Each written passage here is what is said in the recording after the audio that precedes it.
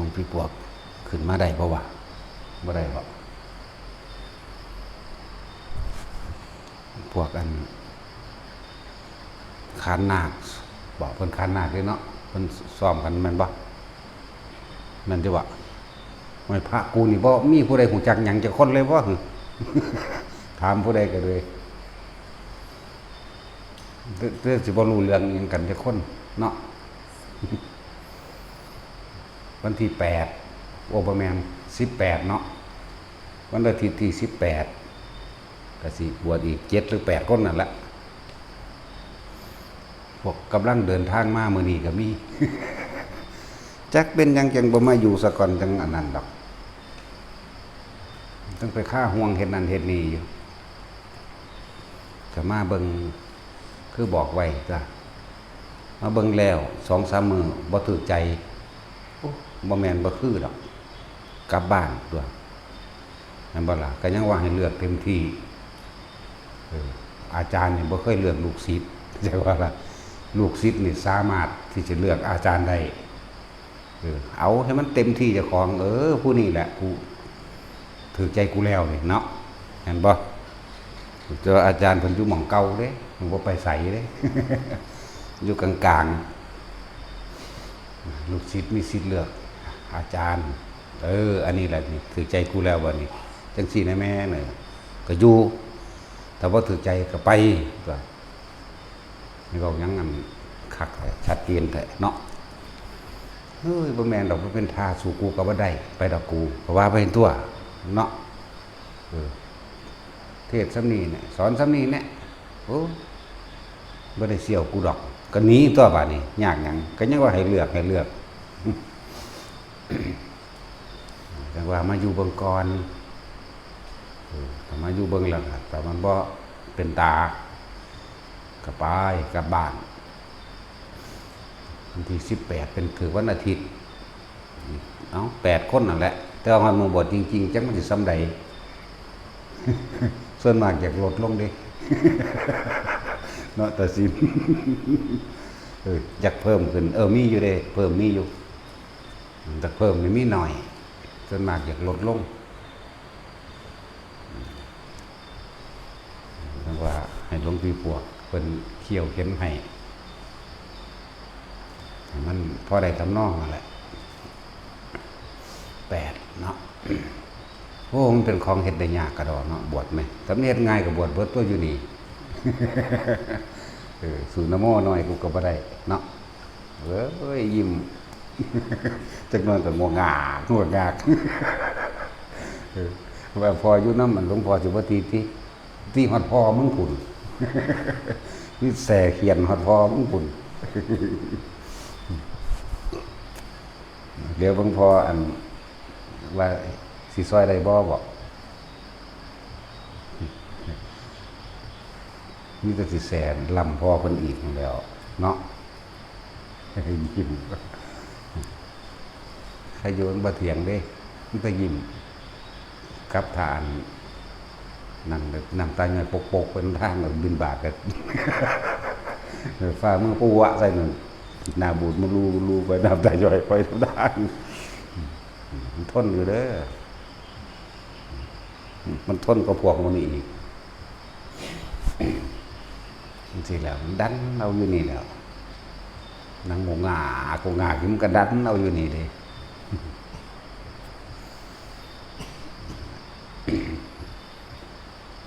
จนเขา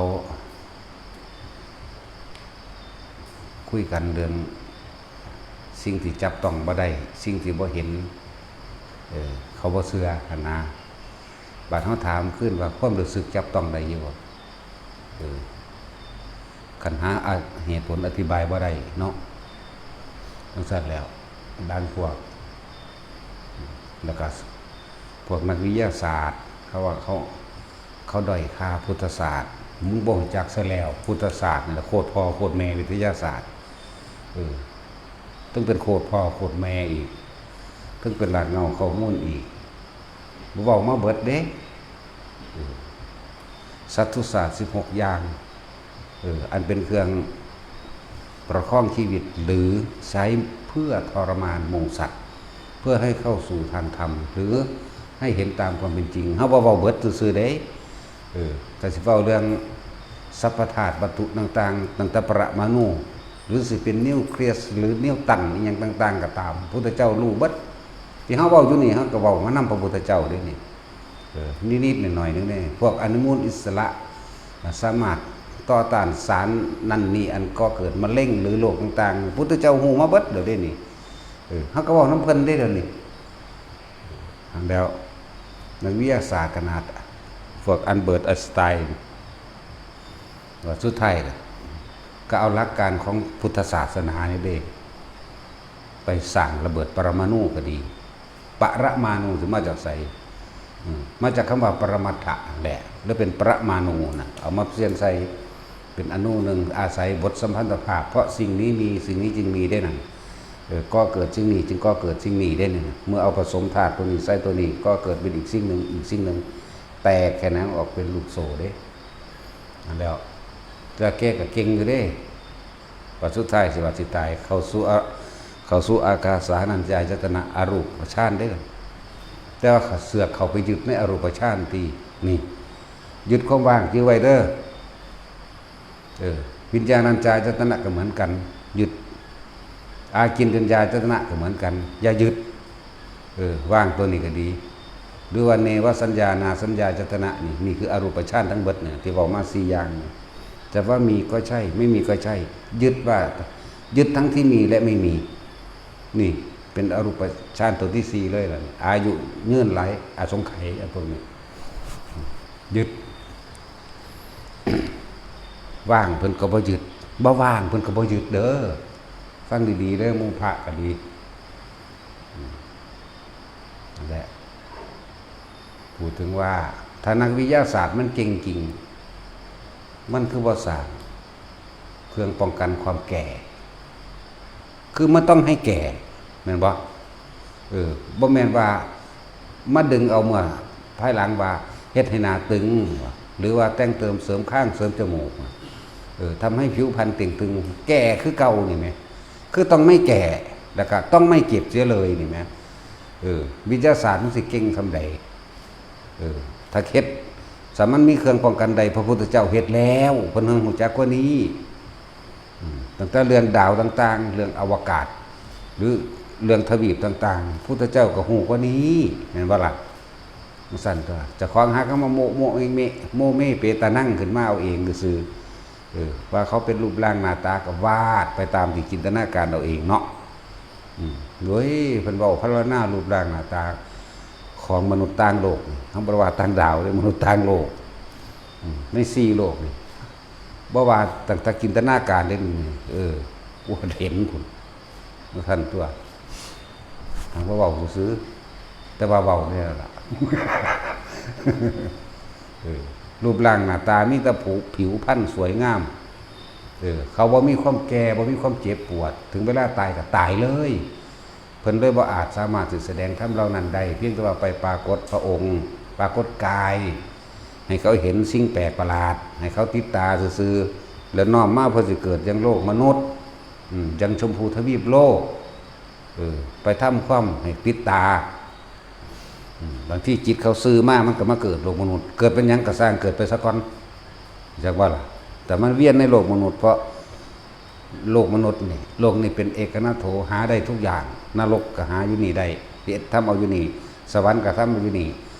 พระนิพพานก็สิ้นสุดอยู่ในโลกนี้โลกนี้เป็นที่ตรัสรู้ของพระพุทธเจ้าผู้นำความสว่างผู้นำความจริงออกมาแสดงพากันไปสั่งแต่แนวประหัตประหารฆ่ากันหาอำนาจหาชื่อเสียงเกียรติยศมันบ่ล่ะพวกนักวิทยาศาสตร์นั่นน่ะ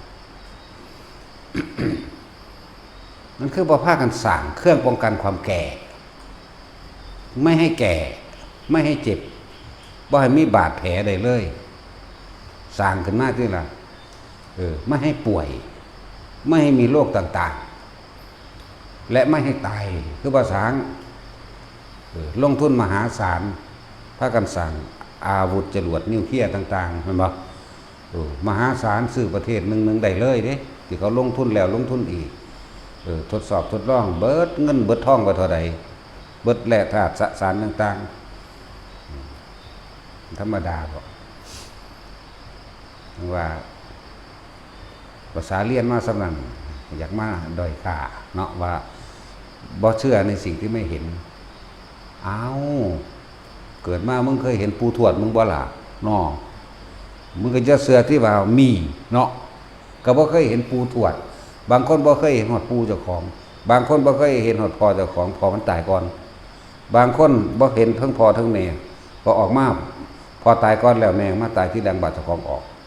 ก็จะเชื่อที่ละว่ามันมีเนาะมันสั้นแล้วในแต่ความรู้สึกนี่ก็จะเชื่อตัวว่ามันมีไหมความรู้สึกว่าบ่พอใจกับพอใจนี่ก็จะเชื่อที่เอาออกมากูเบิ่งรู้แต่ว่าบ่เชื่อเนาะสั้นแล้วเว้ย พระพุทธเจ้าแนะนำวิธีแนวทางให้พวกเฮาเฮ็ดเอาเองบ่แม่นเพิ่นสร้างให้เข้าใจว่าล่ะถ้าไม่อยากแก่ไม่อยากเก็บและไม่อยากตายก็คือไม่ต้องเกิดแนวทางเพิ่นก็บอกไว้ล่ะมรรคมีองค์8หนทางแห่งความบริสุทธิ์หลุดพ้นทำความเห็นให้ตรงตามความเป็นจริงหนึ่งเรียกว่าสัมมาทิฏฐิสัมมาสังกัปโปดำริตามความเป็นจริงดำริคือการเห็นคิดในปัจจุบันเข้าใจว่านี่สัมมาวาจาเว้ากับความจริงสัมมาอาชีโวประกอบอาชีพสุจริตไม่เบียดเบียนทำร้ายผู้อื่นเห็นป่ะสัมมากัมมันโตกระทำตามความเป็นจริงกระทำเริ่มถากใจซะก่อนกระทำทั้งวาจากระทำทั้งกายตัวสัมมาวายโมมีความเพียรชอบประกอบตามความเป็นจริงนั่นสัมมาสตินึกถึงแต่ความเป็นจริงเท่านั้นและสตินี่สำคัญอยู่พอมันแตกแขนงออกไปทั้งความดีและบ่ดีรู้มาจากว่าล่ะแล้วมันก็ร่วมลงไปหาสมาธิเองดอกทำให้จิตตั้งมั่นแน่วแน่ไม่หวั่นไหวเองดอกต่อความที่ไม่จริงจากว่าล่ะจังสั้นแล้วนี่แล้วเครื่องป้องกันนี่แล้วเครื่องบอกเหตุบอกให้เกิดแต่ว่าเราต้องทำเอาเองส่วนวิทยาศาสตร์สร้างเครื่องอำนวยความสะดวกให้แก่คนใดสร้างเครื่องร้อนได้สร้างเครื่องเย็นได้สร้างเครื่องบินได้ย่านพาหนะต่างๆไปได้เร็วกว่าการเดินสร้างรถมอเตอร์ไซค์รถใหญ่เครื่องบินเรือดำน้ำเรือตามน้ำจรวดอาวุธนิวเคลียร์สร้างขึ้นมาได้แต่ว่าสร้างแล้วเยอะๆยิงจากว่าล่ะโดยการไปด้อยค่าผู้อื่นสร้างบัดนี้ก็ขึ้นอยู่กับว่าคนที่ใส่เป็นประโยชน์หรือเป็นประโยชน์บัดนี้นี่ต่างหากวัตถุสิ่งของต่างๆบ่ได้ขึ้นกับอยู่ว่าวัตถุนั้นมีโทษจากว่าบ่ได้ขึ้นว่าวัตถุนั้นมีประโยชน์พร้อมขึ้นอยู่กับจิตใจของบุคคลถ้าบุคคลบ่มีคุณธรรมบ่มีเมตตามีกรุณามุทิตาอุเบกขาซึ่งกันและกันแล้วมันสิมีหยังก็ช่างก็สร้างขึ้นมาเพื่อทำลายกันเขาสร้างจรวดอาวุธนิวเคลียร์อย่างมาต่างๆกระสร้างมาเพื่อสิข่มเหงทำลายกันเพื่อมาให้มีอิทธิพลเหนือหมู่เพื่อให้มีอำนาจบังคับหมู่เด้แม่นบ่ซั่นนั่นซั่นแล้วส่วนพระพุทธเจ้านำแนวทางเมตตากรุณามุทิตาออกมานี่เป็นเครื่องคุ้มครองโลกเป็นเครื่องอาศัยอยู่หมู่สัตว์โลกอยู่น้ำกันอยู่แล้วก็อาศัยพึ่งพาซึ่งกันและกันเพื่อความสันตินี่ที่ไปสำรวจดาวอันอื่นๆโอ้โห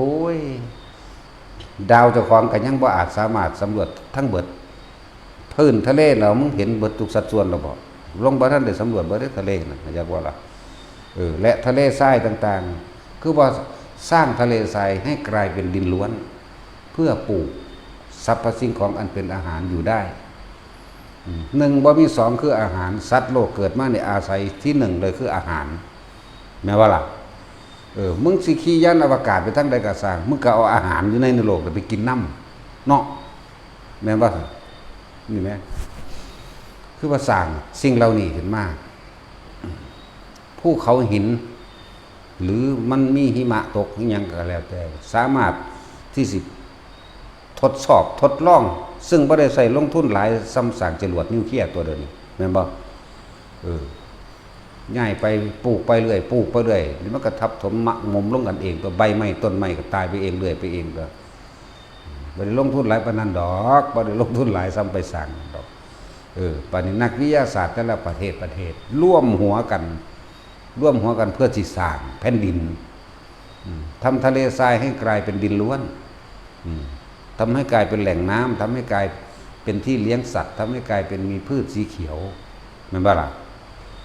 มันเป็นยังสิเฮ็ดบ่ได้ก็สร้างจรวดนิวเคลียร์มันก็ยังเฮ็ดไปได้เนาะเนี่ยมันคือบ่มีความคิดปัญญาแนวนี้เนี่ยคิดอีหยังสร้างผลงานเพื่อให้คนยินดีและยอมรับในตัวเองแม่นบ่สร้างผลงานว่านักวิทยาศาสตร์ผู้นี้เด่นทั้งนี้เด่นทั้งนี้ได้รับรางวัลโนเบลก็เพื่อเป็นการประกอบอาชีพแล้วก็เขานำไปโฆษณาก็ได้เงินค่าโฆษณาหลายเนาะเอาไปประกอบหรือว่าเป็นผู้ไปรับรองวิทยาศาสตร์ต่างๆอันเป็นรุ่นน้องๆว่ามึงผ่านบ่ไม่กู10 ล้านผ่านเรามึงสิได้รางวัลแน่ก็จังซั่นนี่นึงเด้มีแต่ความเห็นแก่ตัวครับบ่มันซั่นแล้วพระพุทธเจ้าเฮาบ่ได้เห็นแก่ตัวเด้บาดนี่มันคนละอย่างเด้มันซั่นล่ะมันกล้าสละตัวมันเองเพื่อผู้อื่นหรอบ่ถ้าว่าเก่งหลายทั้งอันต่างๆในสรีระร่างกายบริโภคเนาะร่างกายมันคือบ่บรรลุหยังซั่นเวลามันสูญให้เมียมันคือขาชำแหละซากศพอยู่ แม่นบ่อารมณ์มันน่ะตัวบ่เห็นนั่นเห็นบ่น่ะมันคือบ่ทันกันแหละ หลายอย่างอยู่ที่ว่าเขาไม่เชื่อในสิ่งที่พิสูจน์ไม่ได้เหมือนว่าล่ะมันก็พิสูจน์บางรูปปูงมีบ่ ก็มึงตาบ่เห็นมึงว่าเนาะมึงก็จะเสือต้องมึงตาบ่เห็นไหมเหมือนบ่ตาจุจะเสือตัวแต่ว่ามันมีบ่ล่ะเราเมื่อมาเว้าเอาก็ธรรมดาตัวก็มีพอมาเรื่อยตัวซั่นแน่ก็มึงบอกว่าตาบ่เห็นมึงลืมคำเว้ามึงบอกว่าเนาะนี่ก็จังสั่นแล้วคือจังเข้าไป4ต่อไม้อันนี้ต่อจิกเด้อนี่บ่เชื่อกูบ่เห็นก็ต่อมันมีอยู่นี่เด้ซั่นเนาะจังสั่นแล้วมันธรรมดาแต่ว่าคนที่ศึกษาวิทยาศาสตร์สูงสุดแล้วถึงพุทธศาสตร์เด้บัดนี้พุทธศาสตร์นี่เป็นรากเหง้าข้อมูลของวิทยาศาสตร์คิดว่าในสมัยเก่าโบราณรุ่นพระพุทธเจ้าบ่มีบอกว่ายามึนยาชาบ่มีบอกมีหังบ่แม่นใส่เข็มฉีดเอาฟินนั่นดิซั่นเขาเจ้าสกัดฟินมาเคี่ยวเข็นมาเป็นตังกินเอาก็ได้เอาไว้ใต้ลิ้นนี่ก็ได้เวลามาเฮ็ดยาชาหมอชีวกสิพาหลังตีนพระพุทธเจ้าแต่ว่าด้วยบาปกรรมของเพิ่นเองเฮ็ดบ่ให้เห็นอันฟินมั้ยยาชามั้ยซึมลงหันมันก็ชาขึ้นมาทันทีตัวฟินมั้ยแม่นบ่ล่ะเราสูไปเอามาตาใสแต่บ่เอามาจากโบราณโคตรแม่มึงเนาะบ่แท็กซี่ก็เอามาจากฟินตัวยามึนยาชาก็ดีเอามาจากใสนั่นแหละจังว่าบ่เสือในสิ่งที่ตาบ่เห็นมึงเสือบอกว่าพอมึงมีพอเราพอของพอมึงมีพอมึงเสืออยู่มีแม่พอเนาะแต่บัดมึงบ่เห็นก็จะเสือตัวเนาะนั่นแหละว่าจะด้อยค่าหรือให้ค่าสิ่งใดสิ่งหนึ่งแต่ว่าตรงพิสูจน์ให้ถึงความจริงวิทยาศาสตร์สร้างตู้เย็นก็ได้ตู้ร้อนก็ได้เห็นบ่ล่ะสร้างอย่างใดๆอย่างในความอำนวยความสะดวกให้กับชีวิตปฏิสร้างกับสร้างเนื่องนี่ที่จะสร้างจรวดนิวเคลียร์มาฆ่ากันดีเอื้อเฟื้อซึ่งประโยชน์ซึ่งกันและกันนี่นะคือบ่พากันคิดออกในแนวจังซี่ แต่มึงแน่มันก็ต้องสร้างเครื่องป้องกันความแก่เนาะเครื่องป้องกันความเจ็บเครื่องป้องกันความตายบ่มีผู้ใดสามารถเลยเห็นบ่นี่มีแต่ยอมรับกับมันเราปล่อยเท่านั้นเองเนี่ยเงินก็เหมือนกันถ้าคิดว่ามันซื้อได้ทุกอย่างมึงคือบ่ซื้อเวลาย้อนกลับเอาสันมึงรวยมึงเฒ่าปานนั้นฮะเนาะมีเงินแสนล้านโอ้ยกูเฒ่าแล้วกูสิซื้อเวลาให้กูซ้ำ20 ปีมึงซื้อได้บ่ล่ะก็ซื้อบ่ได้เดี๋ยวมึงซื้อความป่วยได้บ่เนี่ย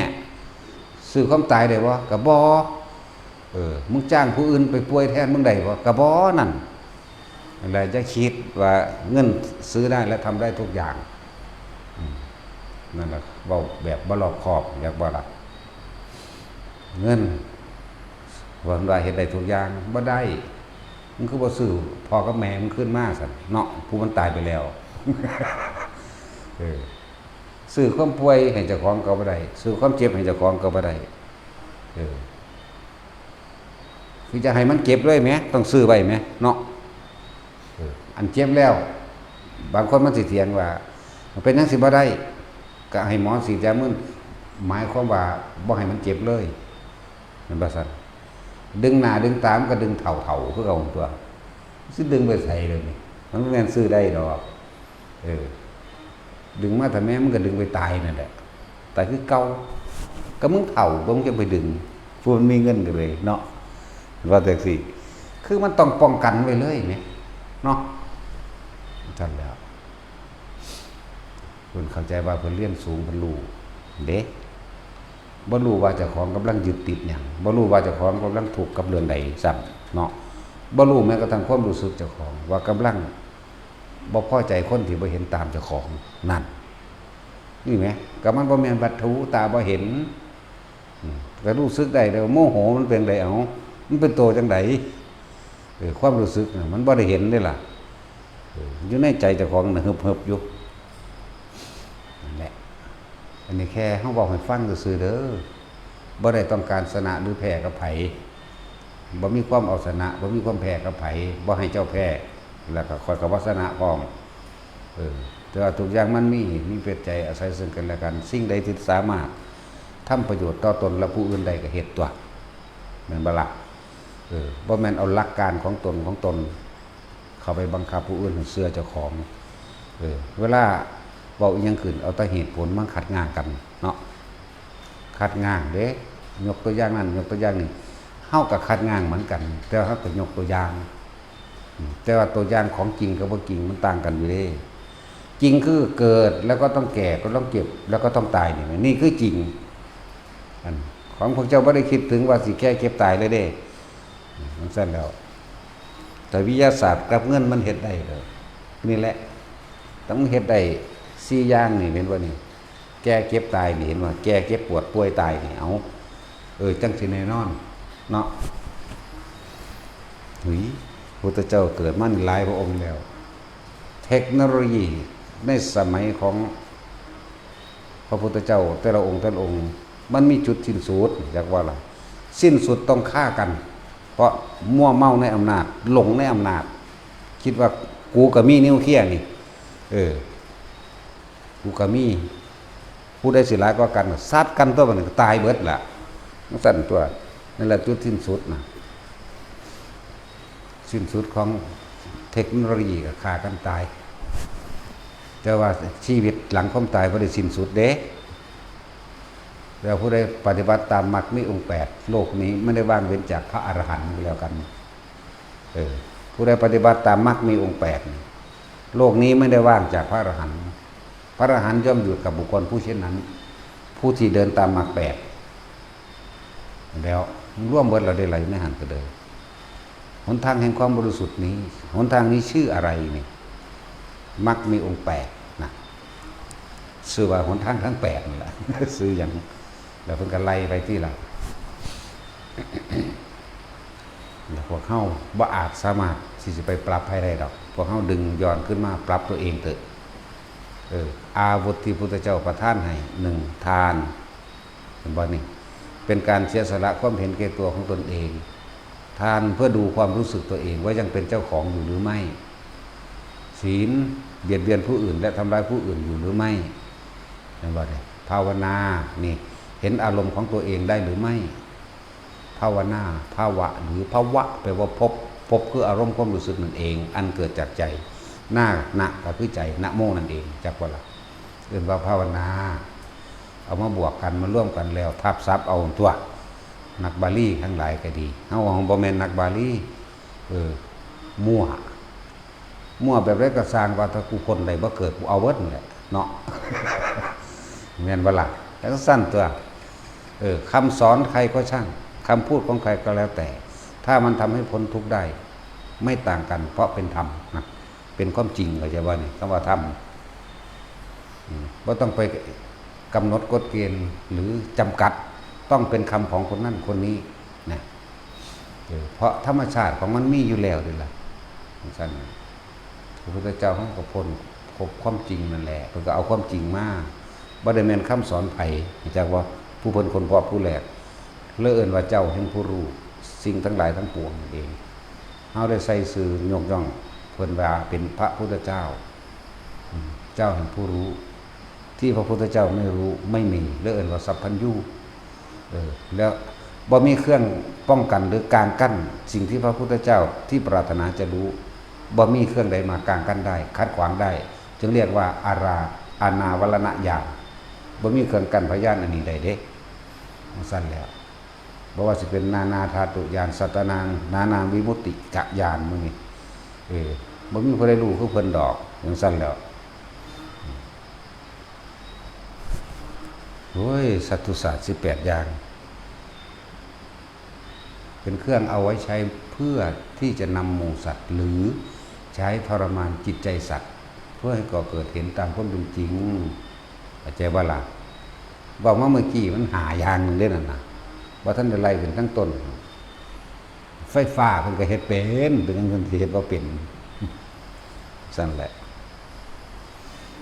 นิ้วต้นมาจากไสอย่าว่าแต่เจ้าของเก่งหลายเวลาไปรับปริญญาคำว่าปริญญามาจากไสมันว่าแท็กซี่มึงสวดอยู่ซุมื้อนี่ว่าหยังปริญญาตันติเมภิกขิเวอิเมสุจตุสุอริยสัจเจสุแม่นบ่อันเราได้รู้แล้วสำเร็จแล้วนะปริญญาแปลว่าจังซี่คือสำเร็จปริญญาจะจื้อรู้จักบ่ล่ะปริญญามาจากไสก็มาจากคำสอนพระพุทธเจ้านั่นแหละกับปริญญากรมอุตุว่าจังได๋สัตว์เวลาอันวัดขึ้นความร้อนความหนาวความฝนมันนั่นแม่นบ่สัตว์อุตุมาจากไสก็เอาคำของพระพุทธเจ้าซื้อคนมื้อนี้ดิสัตว์มาจากไสว่าแต่มันมาจากอินเดียดอกนี่จะเป็นอัปราหิมริละยังละจักแมนยังละตอนนายรศิลป์นี่เห็นว่าก็มาจากพระพุทธเจ้าละมื้อนี้ก็ได้พงโสภาคุณอุ้ยบ่รู้แม่นคนอินเดียดอกจักว่าอินเดียมันมีตั้งแต่พวกอันแขกพิบาลมาสร้างได้ล่ะพวกนั้นนั่นแหละไทยชัดๆนี่แหละจักว่าล่ะมันบ่มีได้สื่ออินเดียแบบสิทธัตถะสุมาณะปุณณะมีอยู่คนอินเดียสื่อวางสันแม่นว่าล่ะมีแต่อีหยังพูดแล้วอาหรับฮายิฟอีหยังพูดพุ่นน่ะสื่อก็เลยอิวอะอ่านก็บ่ออกจังซั่นแล้วอันนี้อีหยังมันง่ายๆนึงหลวงพ่อมนพเนี่ยจังซี่เห็นบ่นี่จังซั่นตัวง่ายๆได้แหละนี่ก็ชื่อประเสริฐโอ้เข้มข้นเป็นหน้าตาขึงขังเป็นทานอนเปลี่ยนทาไหมฝึกมาเท่าไหร่ฝึกมาจากกันนั่นแบบนี้วะเป็นท่าไรเอาขาหนึ่งไปพุ่นเอาขาหนึ่งว่านี่ล่งกลางตัวจังบ่ตกเขาฝึกมาจากผู้เสกาเด้ธรรมดาเด้ฝึกทานอนนอนในเขาเวลามันโง่ยลงเฮ็ดจังใดสิบ่ตกนั่นแล้วฝึกมาจากผู้ลังกาเขาชานเลยหมูลงเลยหมูลงรถ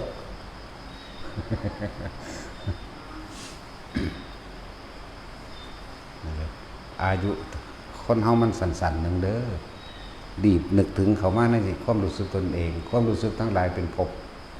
เรียกว่าภาวนาอาวุธเพิ่นให้มา10อย่างแล้วล่ะท่านศีลเนกขมะปัญญาวิริยะขันติสัจจะอธิษฐานเมตตาอุเบกขาสำหรับพวกเฮาย่นย่อลงมาท่านศีลกับภาวนาท่านเป็นการเบิ่งความรู้สึกเจ้าของว่ายังเป็นเจ้าของบ่ยังหึงยังหวงบ่ยังของกูบ่หรือว่ายังไปจัดแจงให้เขาใส่แบบนั้นแบบนี้บ่หรือต้องการทวงบุญคุณบ่หรือหวังผลตอบแทนในการให้ทานบ่นี่คือความเป็นเจ้าของคือเก่าจะบ่นั่นแหละนักวิทยาศาสตร์ ที่ทดลองนั่นทดลองนี่ก็หวังผลงานจากได้เกียรติได้รับคำนิยมชมชอบหรือได้รับเกียรตินั่นเกียรตินี่เนาะแล้วก็ทำเพื่อเงินเนี่ยเห็นบ่ทำเพื่อเงินสั่นแหละส่วนพระพุทธเจ้าเฮาทิ่มเงินทำเพื่อทำเพื่อสัตว์โลกให้รู้ความเป็นจริงได้นี่ให้รู้เกิดเป็นทุกข์แก่เป็นทุกข์เจ็บป่วยเป็นทุกข์ตายเป็นทุกข์สิ่งใดไม่ได้ดังใจสิ่งนั้นแหละเป็นทุกข์นั่นให้รู้สาเหตุแห่งความทุกข์ตัณหาและอุปาทานแน่เป็นสละราชสมบัติออกมาอำนาจสูงสุดในความเกิดเป็นมนุษย์ก็คือพระเจ้ามหาจักรพรรดิพระเจ้ามหาจักรพรรดิปกครองทั้งโลกทั้งสี่เด้บางองค์ปกครองหอดสวรรค์เห็นบ่ล่ะแต่ว่าบอกไปกัด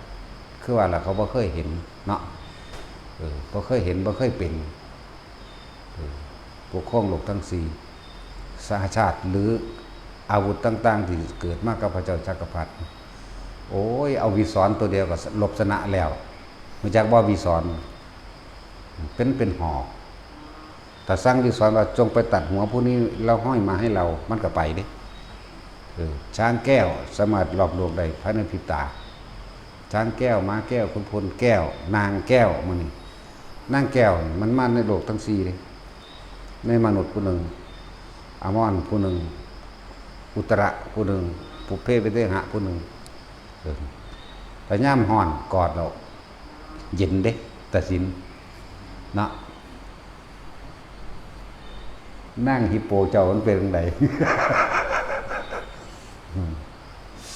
สั่นแล้วเพราะว่าถึงมาจากโลกใดเสมอกันอยู่นั่งแก้วเป็นลบมองใดไผกระยานเบิดตัวของผ้าทหารหอขึ้นไปทั้งเทิงคนเนาะสับลาบอยู่ข้างบนพวกนั้นคือพวกเฮาเนี่ยก็สิบ่ย่านอยู่บ่วะสับลาบทั้งเทิงคนไผกระยานตัวเนาะเรานักรบผู้หนึ่งมีกำลังเท่าบุรุษ 1,000 ไหมคือเฮาผู้เดียวนี่แห้งซ้ำกันกับคน 1,000 ไหมจังซั่นแล้วไผก็สิย่านตัวลบเก่งอีกคือมันบ่ต้องลบดอกความจริงนั่นน่ะสั่งให้อันวิศรไปห้อยหูมาเลยก็ได้ตัดข้อมาโลดก็ได้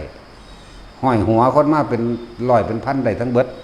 จงไปเอามาทั้งหมดเมืองก็ได้แต่ว่าเพิ่นบ่เป็นจังซั่นดอกพูดถึงแค่พระขันแก้วอันเดียวนี่ก็แห้งแล้วล่ะแล้วก็เกลือแก้วคือรองเท้าจักบ่ล่ะใส่อันเดียวนะสามารถนำผู้อื่นขึ้นไปโดยการนึกซื่อๆเอาขึ้นน้ำกันได้เบิดสร้างแก้วมาแก้วคุณพ้นแก้วลูกก็เก่งได้ลูกแก้วเรียกว่าลูกบ่แม่นลูกแก้วอันพวกเขาใช้ลูกแก้วตาแมวเด้ลูกอีหลีนี่ไหมมีลูกแบบนี้เก่งเด้ขุนข้างแก้วขุนพ้นแก้วจังสินั่นแล้วนั่นแหละเพิ่นยังสละได้แต่เพิ่นใส่หลักธรรมแห่งเมตตาพรหมวิหาร4ได้เป็นเครื่องบริหารโลกทั้ง4บางองค์ปกครองสวรรค์สันดาวดึงส์เครื่องหนึ่งนั่นแหละพระอินทร์ก็ยังย่อมไหมนั่นแหละแต่เขาเจ้าบ่ทำเร็วหรอกเขาเจ้าบ่ทำเร็วแต่ว่าทำเร็วแล้วมันจะตัดกำลังบารมีลงจากว่าทำได้บ่ทำได้แต่ว่าบ่ทำนั่นแหละถ้าสิเปรียบเทียบกับพุทธเจ้าเขาก็เลยว่าบุคคลที่สมควรที่เอาพระบรมอธิธาตุนะเขาสู่พระธาตุเจดีย์มีพระพุทธเจ้า1พระปัจเจก2นี่พระอรหันต์3และจักรพรรดิ4ขนาดนั้นจักรพรรดิยังมาเป็นพี่โหลอยู่เห็นบ่ล่ะแต่คนเป็นบ้าแค่อำนาจอบตใช่ไหมสวสสอย่างนี้โอ้โหเข้าใจว่าตัวของมีอำนาจโอ้ยเนาะโคตรแมงยังได้มันสิยบทิมดอกพวกอบตพวกสวสทสะแท้อย่างนี้เนาะฮอดสสพุ่นน่ะพวกมันมาลงทุนขายประเทศซื้อเนาะอีลีนี่แหละมันแมงสิว่าแมนเลยนี่ท่านบริสุทธิ์เอาไม่ให้กูตายนี่ ตายบนนี้ก็ได้เพิ่นก็กล้าลงทุนเดิมพันได้คือกันน่ะเนาะฐานบ่แม่นสู้ตายเบิดมันเอาเงินมาซื้อเงินมันค่าเงินเด่นไว้จักบ่ตอนเด็กเว้นวายไปตั้งหมาผลตัวถ้าได้เป็นแล้วมันโหยกูซื้อเอาเด้มันว่ามันสิรถเด้เอาเงินได้ซื้อเอาผู้นี้ตากึ่งขึ้นเลยแล้วมันคือว่าซื้อความตายเนี่ยเนาะกฎหมายนะกฎหมายคือกันสู้คือบ่ออกกฎหมายห้ามความตายแน่ห้ามป่วยเนาะห้ามเจ็บห้ามปวดห้ามป่วยและห้ามตายออกนั่นเถินนักกฎหมายก็เลย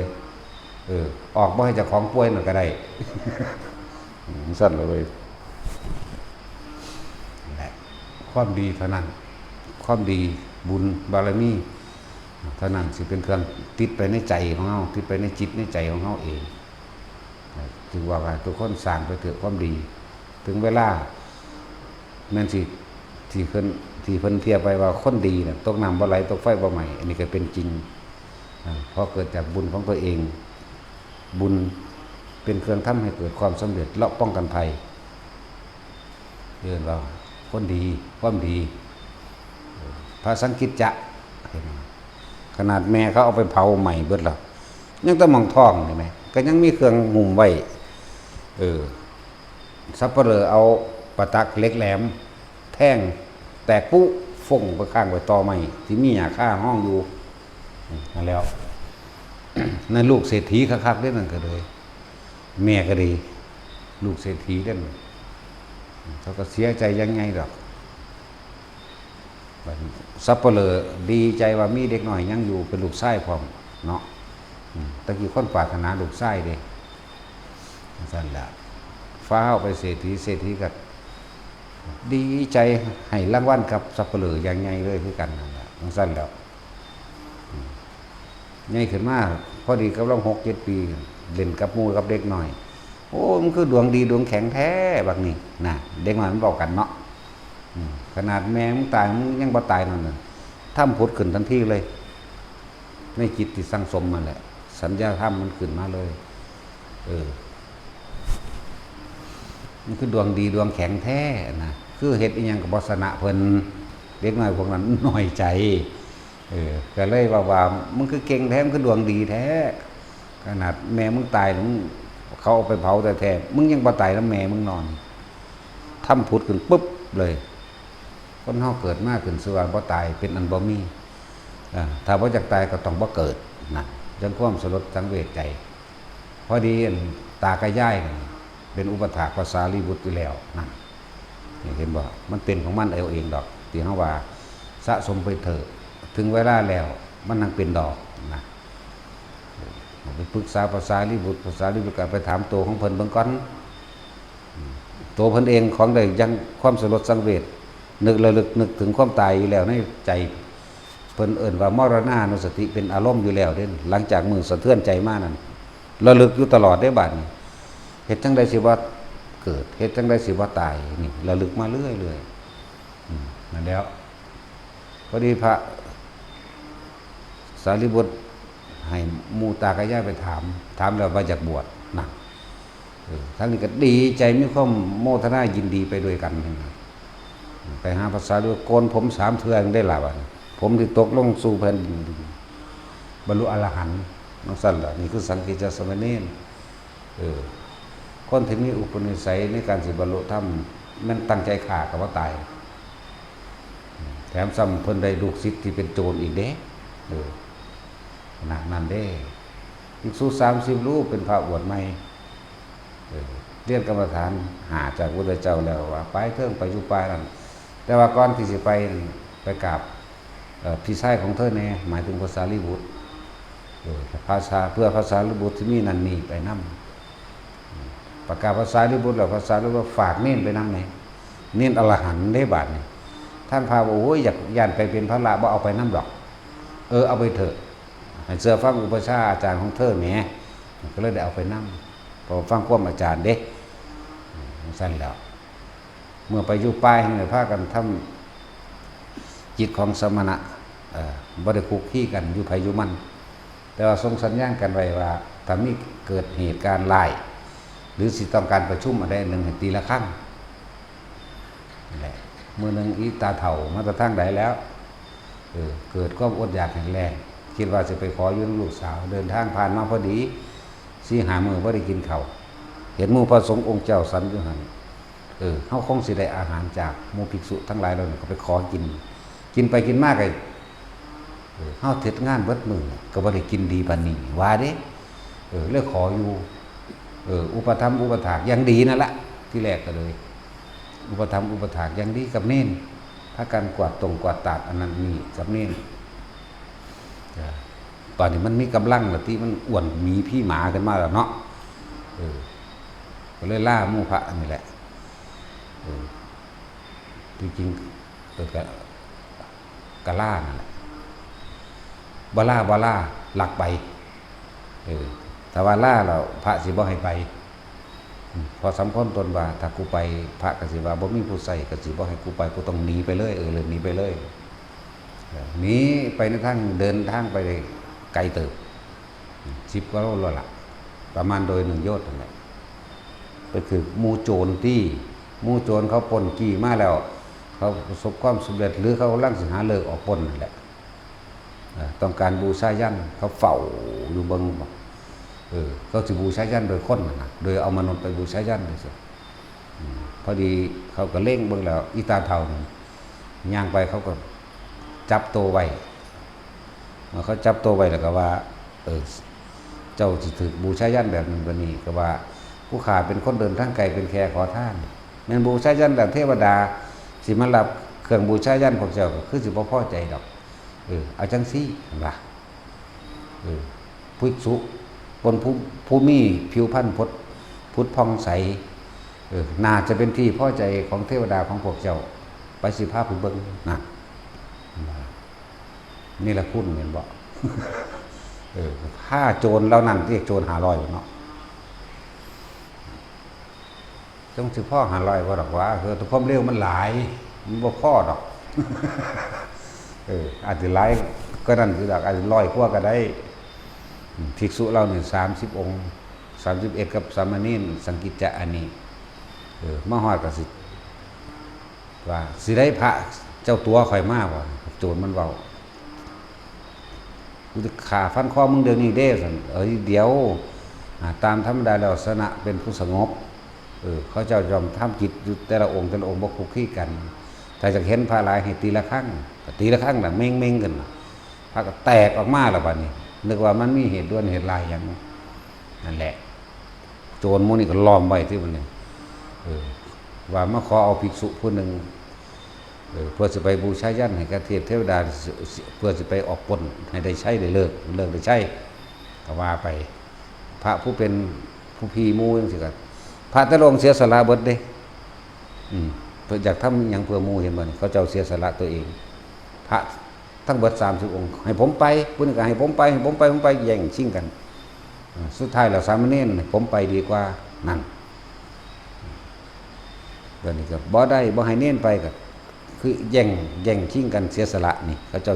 แข่งกันเสียสละเด้ถ้าสามเณรไปถือเขาขาตายแล้วก็สิไปรายงานอุปชฌาย์ว่าจังใดสิไปบอกพระสารีบุตรว่าจังใดสิไปบอกพระพุทธเจ้าว่าจังใดให้ผมไปแทนก็คุยกันสุดท้ายแล้วพวกท่านทั้งหลายพวกท่านบ่เข้าใจว่าเป็นหยังอุปชฌาย์ของผมหมายถึงพระสารีบุตรเพื่อซึ่งผมมากับพวกท่านขอให้พวกท่านจงทำใจเถิดให้พากันเข้าสู่สัมมณะคือการทำความสงบแก้ตนเถิดไผสิสงบได้ก็ห่วงเน้นเนาะผมสิอาสาไปเองดอกนั่นแล้ว เลยเฮ็ดจังใดได้บัดนี้ตกลงเอาเน้นนี่แหละเน้นเป็นตาหักก็เลยเอาไปแล้วเพิ่นก็บ่ได้วันไหวหยังแล้วเดินน้ำหน้าอย่างอาถรรพ์เนี่ยธรรมดาบอกมี2 เที่ยวได้เรื่องของพระสังกิจจะเด้นี่คือเที่ยวแรกมี2 เที่ยวนี้ไปถึงเวลาเขาก็หมู่พระทั้งหลายก็บอกไว้เวลาพวกเจ้าดังไฟขึ้นจุดไฟขึ้นก็อย่าให้เน้นเห็นเด้อเน้นสิตกใจ เวลาพวกเจ้าฝนมีดเกิดใจนี่เห็นเลยนี่สิตกใจก็สั่งไว้อย่างดีเด้ว่าสั่นกับผู้ขาไปแทนซาก็ขออ่อนว่านเด้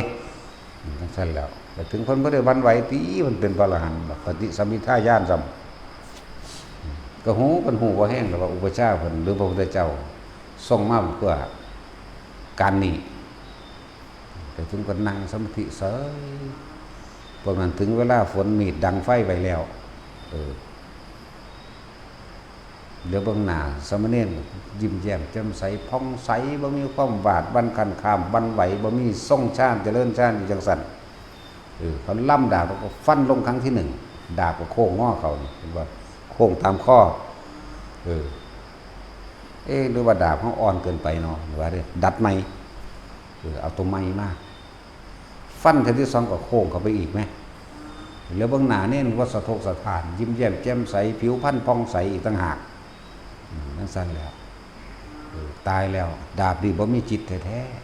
ๆก็ยังเห็นคุณของสามเณรเฮาก็เป็นคนแท้ๆก็สิบ่มีจิตสำนึกสิ่งใดเลยบ่นั่นแหละจังว่าจังก้มลงกราบขอคุบเข้าขอขมาเห็นบ่ขอขมาสามเณรเพิ่นก็ให้โทษให้อภัยโทษไปในสุดท้ายแล้วสามเณรสังคีจะกับบวชเณรพวกนี้ล่ะส่วนพวกภิกษุทั้งหลายแล้วนั่นมันสิไปนั่งสมาธิเดินจงกรมได้จังใดทั้งเรียนตัวเณรทั้งคิดหดเณรทั้งหลายอย่างเนาะนั่นแล้วประมาณจากคำแน่เลยแหละตั้ง4-5 โมงนี่แหละกลับขึ้นมาแล้วบ้างเห็นเณรยางน้ำหนาแล้วเน้นใหญ่เน้นเท่าเน้นโจรนั่นนะยางน้ำหลังอีก500เนาะพากันดีใจว่าสั่นแล้วสั่นละกลับมากับเว้าเรื่องเล่าให้ฟังเลยว่าเดี๋ยวสิพาลูกศิษย์เรานี่คือไปหาพระศาสดาสักคนนั่นทางนี้เขาก็ใจของเขามันก็สงบลงแล้วเขาบ่ห่วงหยังแล้วเนาะภิกษุ30 รูปนี่บ่ห่วงแล้วผ่อนคลายออกมานั่นแหละปัจจุบันไปหาพระเจ้าพระเจ้าบอกสังกิจจะเธอได้ลูกศิษย์มาเหรอเจ้าข้าเธอจงไปหาอุปชฌาย์ของเธอเถอะนั่นก็บวชให้ล่ะบวชพระวันนี้บวชพระพุทธเจ้าแสดงธรรมซ้ำบรรลุอรหันต์ไหมบรรลุเร็วกว่าพวก30 โมงนั่นอีกโจรก็เลยโอ้ยเนาะจังซั่นแล้วเนี่ยคืออีกเรื่องนึงเรื่องที่สองกับเรื่องของสังกิจจะสำเนียงคือกันเด้ในระหว่างเพิ่นเดินทางไปนั่นแหละเกี่ยวกับการว่ารักษาสัจจะมีคนผู้หนึ่งถูกโจรไล่มาบอกว่าพระคุณเจ้าสามเณรให้เป็นที่พึ่งของผู้ขาแต่ผู้ขาเดินทางไปทางนี้แต่เห็นคนไปทางหน้านั่นบอกว่าบ่เห็นเด้อจักว่าล่ะจังซั่นแล้วเพิ่นก็ผ่านไปว่าบ่เห็นนั่นแหละทีแรกบัดนี้ต่อมาโจรที่ไปปล้นมาจากเมืองสาวัตถีแล้วก็ถูกทหารไล่ติดตามมาติก็เขียนว่าโจร500อีกแล้วล่ะคือสิบ่พอ500หรอกว่าง30 กว่านี่ล่ะบาดนี้เห็นสามเณรนั่งลัดทางอยู่มันหนักสมบัติที่ว่ากันถิ่มไว้แล้วว่ากันถิ่มก็ไปเป็นพอสามเณรจงเป็นที่พึ่งให้พวกกับผมด้วยพวกผมถูกทหารไล่มาพวกผมเป็นโจรนี่เขามีความซื่อเด้ไปปล้นจี้มาแล้วได้รับโทษอาญาทั้งหลายจึงหนีมาหาที่พึ่งบ่ได้ตอนนี้ทหารก็จี้ติดเข้ามาแล้วบ่ฮู้ว่าสิไปลี่สิไปลบหรือบังใดจงเป็นที่พึ่งให้ผู้ขาเนี่ยเห็นบ่เพิ่นก็เลยยืนขึ้นเพิ่นก็เลยว่าไปอยู่หันไปก็ไปลี่อยู่หันไหลโคนหินนั่นแหละพวกทหารก็เดินมาคนยืนอยู่นี่เด้จักว่าคนยืนอยู่จังซี่ทหารแล่นมาทหารก็ทำความเคารพกราบไหว้เลี้ยวแล้วพอสามเณรท่านเห็นหมู่โจรทั้งหลายแล้วนั่นได้ผ่านมาทางนี้บ่เพิ่นเคยยับมากล่าวหนึ่งตั้งแต่อาตมายืนอยู่ตรงนี้ไม่เห็นใครเลยว่าซั่นคิดตัวแต่ว่าจริงๆบ่ได้ตัวเด้ ตอนอยู่หม้องนี้เห็นอยู่ ก็ย้ำไม่อีกก้าวหนึ่งก็บ่เห็นตัวเนาะตอนนี้บ่เห็นอีหลีเลยล่ะตอนนั้นเห็นอยู่บอกเขาไปรีซ้ำยังไม่อีกก้าวหนึ่งนะนั่นแหละการโกหกเพื่อรักษาชีวิตผู้อื่น เพื่อได้เกิดการได้รู้ทำเห็นทำพร้อมมันเป็นบุญกุศลมันจะเป็นบาปมาทางใดหรือว่ากุศลกุศโลบายภาษาเก่าว่าโกศลโลบายภาษาเฮาใหม่ๆขึ้นมาแน่เบิ่งว่ากุศลหรือกุศโลบายเนี่ย พวกทหารเหล่านั้นครับกับเสื้อผ้าก็ว่าพระมีสัจจะเนาะเสื้อผ้าภิกษุสามเณรได้ว่าภิกษุสามเณรมีสัจจะได้ตะกี้เดี๋ยวนี้ถ้ามีหีแมงยังดอกว่า มีแต่ตัวคนรอกินเขาสแตกไว้บ้านๆซื่อๆมันสิเฮ็ดโคตรพอโคตรแมงยังพวกบ่ได้ปฏิบัตินะพวกเล่นบังไฟเนาะ พวกบอกเลขมันไปบอกผู้อื่นแมงยังคือว่าซื้อเอาเองโอ้มันก็ซื้ออยู่ทั้งบอกทั้งซื้อแหละมันยังสั่นละหาคิดตัวนั่นแหละ ในสุดท้ายแล้วพวกมหาโจรทั้งหลายเรานี่ก็มากราบทำความว่าท่านตามธรรมดาแล้วภิกษุสามเณรนี่เป็นคนมีสัจจะโจรมันเบาแต่ว่ารู้แล้วว่าท่านคือบ่มีสัจจะเพิ่นก็เลยบอกฟังดีๆตั้งแต่อาตมายืนอยู่ตรงนี้เห็นพวกท่านอยู่แต่ว่าหมายถึงว่าแต่อาตมาขยับมาตรงนี้ไม่ได้เห็นพวกท่านเห็นว่าล่ะแต่พวกท่านก็ได้ชีวิตจากอาตมาเราสิบอกว่าอาตมาบ่มีสัจจะได้จังได๋นี่ก็เลยยอมรับมันก็พาไปบวชอีกแล้วมันสั้นแหละในเรื่องของสังคิจจะธรรมนี่มี2เหตุการณ์จริงๆแล้วก็นั่นที่ดอกเยอะแยะปราบหนักปราบนั่นปราบนี่ก็มีทั้งเก่งทั้งน่ารักเพราะฉะนั้นพระพุทธเจ้าสิบวชพระให้ติบวชพระมีอยู่4องค์เด้อเน้นหน่อยบวชพระ7 ขวบนี่สังคิจจะสมณีนี่บวชตะหน่อยเลยเพิ่นเป็นตาฮักทั้งเก่งผู้สร้างก็มีผู้อยากไปเขกหัวก็มีนะครับแล้วเอาข้าไม่ละเว้ยนอนลงดีๆนี่นอนลงนี่รถจังบ่ข้อพับ โสปากะบวชโดยการตอบปัญหาคนว่าตัณหาพยากรณ์ตัวนี้เทียบเคียงกับสัพพัญญุตญาณเลยได้บวชแล้วก็อย่างมุ ศิวลี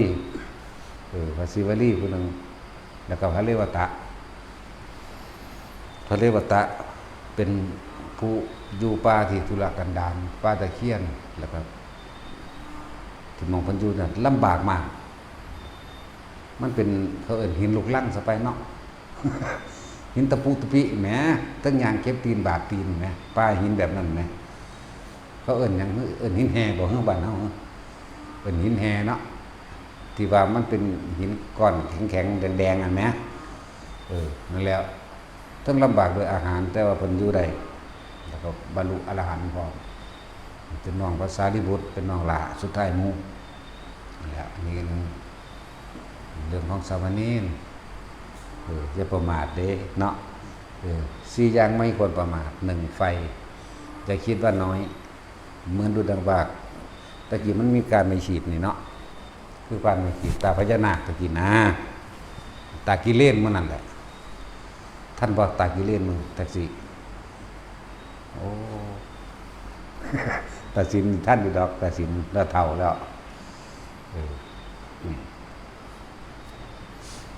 แหละจะประมาทว่าไฟ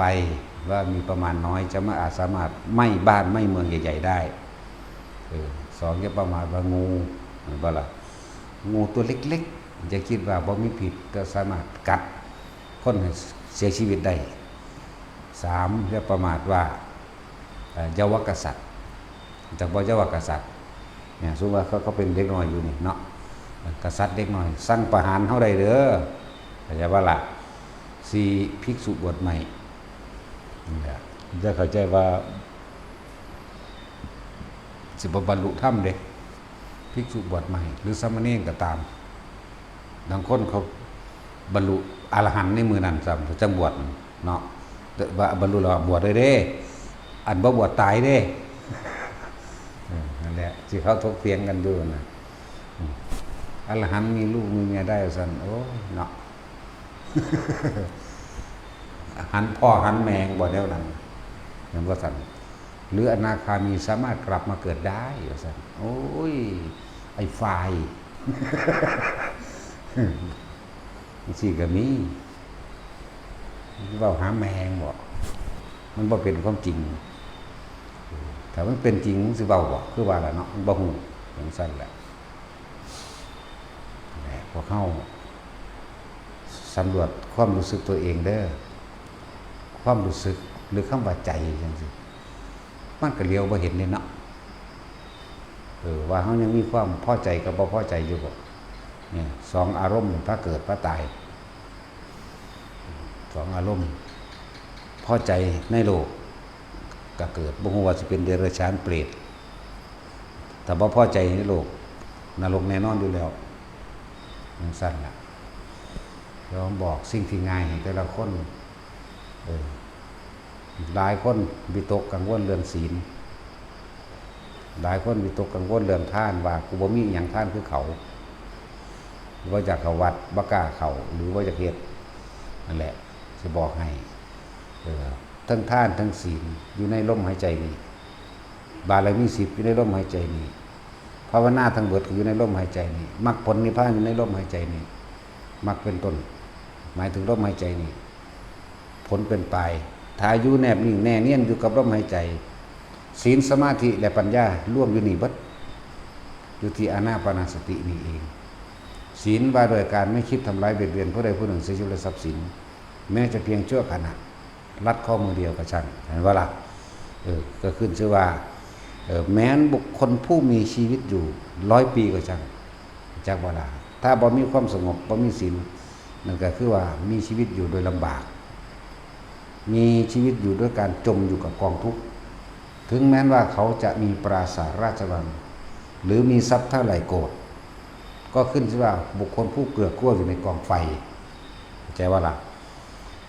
คนรวยจะเข้าใจว่าเขาสิสุขเด้สุขของเขาก็คือกองทุกข์เพราะสุขของเขาเนี่ยคือสุขจากสิ่งที่มีอยู่และคำว่าสุขของเขาเป็นสุขที่เย่อหยิ่งและอวดอ้างข่มเหงและบังคับแม่นบ่ล่ะเด้และสุขของเขานี่เขาเข้าใจว่าการหาได้มากๆการหาด้วยวิธีใดก็ช่างนั่นแหละหาว่าพ่อได้เลยแม่นว่าซั่นความพ่อบ่มีในพวกนั้นเด้นั่นแล้ว บอกว่ารวยหรือจนถ้าว่างจิตเป็นก็ได้ความสงบเสมอกันรวยหรือจนถ้าว่างบ่เป็นก็ทุกข์เสมอกันหรือจนหรือรวยเกิดมาแล้วก็แก่เจ็บป่วยตายเหมือนกันเสมอกันผู้ใดนำธรรมนี่เข้าไปฝึกหัดปฏิบัติตัวเองก็เข้าถึงพระนิพพานเสมอกันบ่ได้เลือกแล้วก็บ่ได้เลือกศาสนาอีกเพราะธรรมะแปลว่าความจริงของทุกชีวิตสรรพสัตว์มีความเกิดเป็นเรื่องมีความแตกดับเป็นธรรมดามีความเกิดความแก่ความเจ็บความตายเป็นธรรมดาเสมอกันกินข้าวคือกันเบิดโลกนี่กินข้าวคือกันมันสิเก่งปานใดนักวิทยาศาสตร์มันบ่สแตกข้าวบ่เด้อเนาะขนาดบักมันบินไปในอวกาศมันก็นำอาหารอยู่ได้พกไปนำเนาะอาหารของนักบินเป็นเจลเป็นเยี่ยวใสๆคือขี้มูกนี่ดอกสารสกัดอาหารพวกนั้นยอดมันเอามาจากธรรมชาติที่มีอยู่นี่แหละมันจะเอามาจากแม่มันหยังเนาะบ่เห็นว่ามันไปกินฝุ่นดาวอังคารดอกแม่นว่าล่ะนั่นแหละจังว่าอันใดที่มันเป็นประโยชน์ให้นำมาใช้คำว่าประโยชน์ต้องไม่มีโทษแก่ผู้ใดผู้หนึ่งทั้งตนเองและผู้อื่นเด้เนี่ยทุกสิ่งทุกอย่างบ่ได้ขึ้นอยู่กับสิ่งของขึ้นอยู่กับใจเฮาเองขึ้นอยู่กับตัวใจเฮาเด้อโลกนี้สัตว์คำว่าเจริญโดยวัตถุก็เจริญเพื่อทำลายตนนั่นแหละบ่สู่การเจริญโดยธรรมเด้ ธรรมะอันเป็นเครื่องปกครองโลกรักษาโลกให้เกิดความสันติโลกสิมีอายุยืนต่อไปเมตตากรุณามุตตาอุเบกขานี่ต่างหากเป็นเครื่องอยู่สันติสุขร่วมกันโลกมีอันเดียวคนใส่โลกนี่มี7,000 กว่าล้านคนเดินเนาะแต่ว่าสัตว์เดรัจฉานนับประมาณบ่ได้สัตว์เดรัจฉานมันกินแค่อิ่มเด้กินกับกามแต่ว่าคนมันบ่แม่นแบบนั้นบัดนี้ทั้งกินทั้งกามทั้งเกียรติยศศักดิ์ศรีทั้งอิทธิพลอย่างๆนั่นแหละมาร่วมตรงที่ว่าเห็นแก่ตัวมันเองแล้วจังซั่นแล้วของเสริมเด้นั่นของบ้าเด้อันจะได้เกียรติจะได้ยศอยากให้คนยกย่องสรรเสริญและยอมรับตนเองนั่นแหละของบ้าเวียนว่ายแต่เกิดบ้าทำลายผู้อื่นสุดท้ายก็คือทำลายตนเองให้ห่างไกลจากมรรคผลนิพพานเด้พวกเขาว่าต้องน้อยใจหรอกโอ้ยพวกเขามันมีบุญมหาศาลแล้วถึงมาเกิดเป็นคนอีสานนี่เพราะเขาปลอดภัยจากสารพัดภัยหลายอย่างอยู่เด้ปลอดภัยนั่นแหละแต่ชาวไร่ชาวนาเป็นอาชีพที่อิสระเด้อคิดดีๆเด้อบ่ได้มีผู้ใดบังคับเด้บ่ได้ไปตอกบัตรบ่ได้ไปเซ็นบ่ได้ไปรายงานหัวหน้าบ่ต้องมี QC เนาะเป็นว่าแท็กซี่พวกข้าราชการต้องไปก่อน 8 โมงล่ะเนาะเลิกงานก็ต้องเลิกตามเวลามันอีกเนาะชาวไร่ชาวนาเฮาเนี่ยแล้วแต่ผู้สิไปได้เป็นอิสระบ่มีผู้ใดมาหักเงินเดือนบ่มีเงินเดือนแม่นว่าล่ะมันเป็นจังสิบ่แม่นถ้าเฮาเข้าใจมัชฌิมาในการใช้ชีวิตแม่นบ่ล่ะสั่นแต่กูแค่หากินซ้ำตายนึงก็สิหยังกับมันแท้สาปลากูก็มีห้วยหนองของบึงพอได้หาก็มีหน่อไม้ก็มีเห็ดก็มีแต่ว่าบ่ให้มาหาที่นี่เนาะแต่สิเฮ็ดยังก็เฮ็ดไปเถอะเป็นอิสระนะบ่ต้องระแวงระวังหัวหน้าเจ้านายบ่ต้องมาทำความเคารพในพลในพันไหลลงมาฮอดใน10บ่ต้องไปตอกบัตรบ่ต้องไปฉีดตัวเรื่องนั้นเรื่องนี้เฮ็ดไปตามเจ้าของโลดมีให้ไม่น่าหาเฮ็ดอยู่เฮ็ดกินล่ะเอาเถอะนะมันก็เฮ็ดกินไปตายเสมอกันนั่นแหละนั่นบ่ล่ะพอเป็นข้าราชการก็ข้าราชการไปตายนั่นแหละบางคนก็ตายตอนเป็นเนาะบางคนก็ตายตอนเกษียณเป็นสั้นตัวคนเฮาที่อยู่โดยความเคารพนับถือกันปราศจากโทษใดๆก็คือความดีเด้อความดีที่บ่มีสิ่งใดตอบแทนคือบ่หวังสิ่งใดตอบแทนเวลาให้ผู้อื่นคนที่มียศถาบรรดาศักดิ์และอำนาจให้ใช้ยศถาบรรดาศักดิ์และอำนาจไปในทางที่ดีไปในทางที่บ่เบียดเบียนไปในทางที่บ่ทำลายไปในทางชักชวนชักจูงบุคคลทั้งหลายให้ไปพัฒนาหมู่บ้านก็ตามหรือสิเป็นการเลียไล่เรื่องนึงก็ช่วยเหลือคนยากคนจนแต่ว่าล่ะให้ไปพัฒนาโรงเรียนนั่นโรงเรียนนี่โรงพยาบาลนั่นนี่หรือช่วยเหลือคนยากคนจนคนผู้นั้นสิถูกระลึกนึกถึงละบัดเพราะว่าบ่ได้ปรารถนาสิ่งใดในความตอบสนองคืนนั่นแล้วก็ใส่มันเป็นตัวเนาะสั่นตัวก็ใส่เป็นนั่นแหละ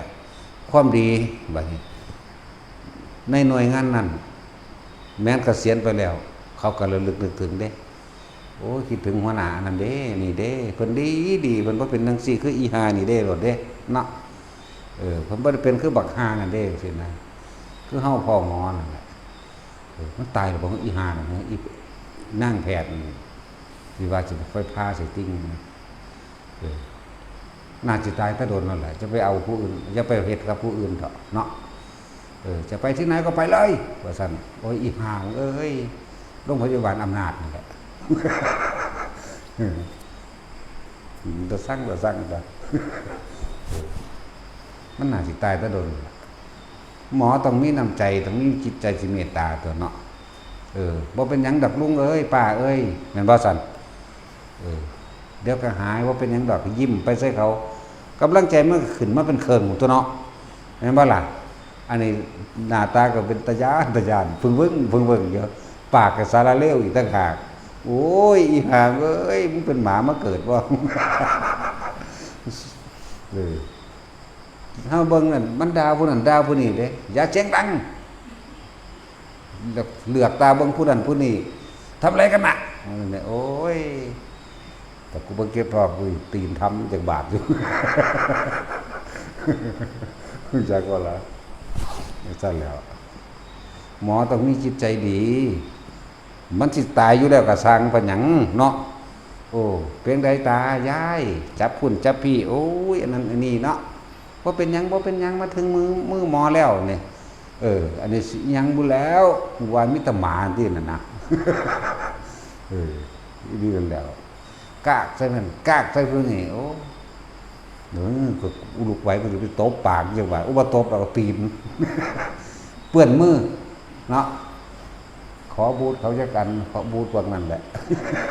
บูทพวกใส่ทำความสะอาดใส่บูทถีบพิหานี่จักบาทว่า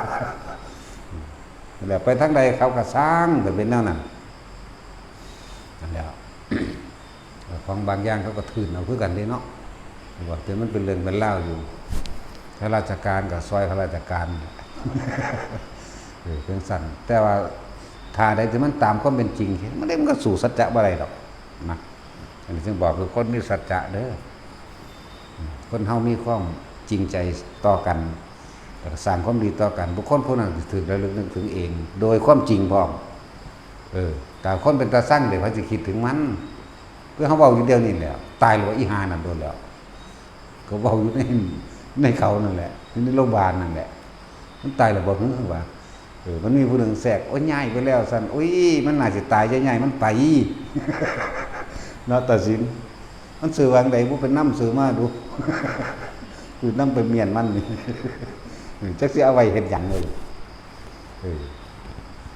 คนบ่ท่านได้ป่วยหนักถืออีหานี่กระสวกใส่เลยป่วยหนักกว่าเก่าเด้คนกำลังนั่นที่เราซักแงกเขาเลยเพราะว่าเขาเห็นแล้วมันเหมือนหนาจ่ายนุ่มบาบหรือว่าเป็นสั่นตัวมันขึ้นหนาสุรกายดิเนาะว่าขึ้นแล้วหรือว่ากูตายไปแล้วแล้วคนป่วยก็เลยสั่นแหละพยาบาลแต่มันสิอยากเป็นแมงแต่มันเป็นสั่นเนาะจิตใจก็บ่ดีบ่งามนั่นแหละโลกขาดศีลธรรมจากว่าล่ะมันเป็นทั้งสี่แหละเอาแต่อาชีพเอาแต่ตำแหน่งแต่ว่าบ่ฮู้จักศีลธรรมความเมตตาซึ่งกันและกันโลกนี่พึ่งพากันเด้แต่ว่ามีคนป่วยมึงสิได้รักษาบ่อีห่ามึงเนาะทั้งสั้นตัวมึงก็ต้องมีจิตใจดีแต่มึงเป็นหมอหรือมึงเป็นหมากันแน่เนาะเป็นล่ามใส่หมอใส่หมาไปละบาดถ้าบ่มีคนป่วยมันก็บ่มีหมอตัวตำรวจก็คือกันแต่บ่มีผู้ร้ายก็บ่มีตำรวจทหารก็เหมือนกันโลกนี้มันเป็นถ้ำคู่เด้เนาะในเมื่อมีเลวจึงมีดีมีดีจึงมีเลวมันจึงเป็นเครื่องประกอบกันนั่นบ่ล่ะมันสั้นตัวมีขาวกับมีดำมีมืดกับมีแจ้งคู่กันเด้ตัวมีได้มากก็ต้องมีเสียไปมีเกิดกับมีตายมีผัวกับมีเมียเนาะแต่ว่าแถมมีลูกของยกเว้นแต่คนเป็นหมันคือพอเล็กน้อยนั่นแหละคนมีบุญแน่นั่นแหละถ้าผู้ใดว่าจะมีอย่างตัวนิพพานต้องไปผู้เดียวเด้สิได้ว่าอะไรย่าเกี่ยวอีใบเฟิร์นใบเข่าเจ้านั่นเห็นว่าผู้ใดเห็นแล้วมันเป็นตาหักเลยเนาะตาใสๆเว้าอันเนาะไอ้แนะก็ผู้นั้นผู้นี้อุ้มแมวมากอดใส่อุ้ยเป็นตาอบอุ่นเบิ่งตาก็ใสปิ้งๆสิงเงียงใส่ผู้นั้นผู้นี้ปากก็เว้ามอกๆแมบๆเด้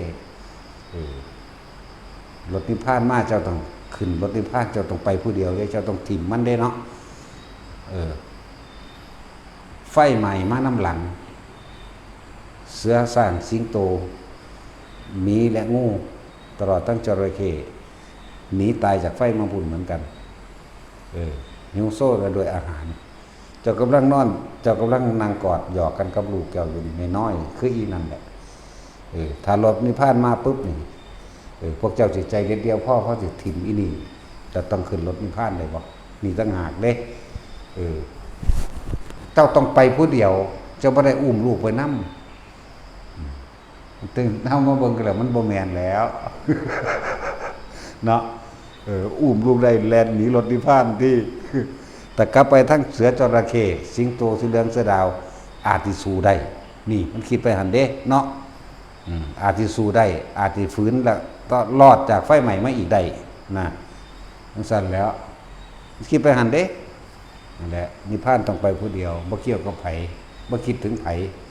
จักบ่ล่ะมันต้องว่างจากสิ่งที่มีอยู่นั่นแหละนิพพาน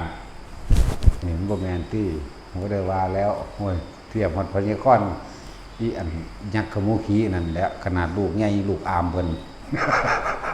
อุ้ยมาแล้วละ อามลุกไปละ ดึงสากแขนลูก แลนหนีรถนิพพานมาแล้วอามลุกไปอามอีหลีนั่นแล้วขนาดรุ่นใหญ่ปานนั้นแล้วเฒ่า30 ปีแล้วก็เลยเนาะสิไปว่าหยังกับอีนี่อันนี้แตบหนักอยู่หั่นน่ะปากมันก็ออมๆมันจะสั่งคือหยังนี่เนาะมาออมใส่กันบ่กับตัวนี้ ออมกินนะเฮาเนาะเอาสวัสดี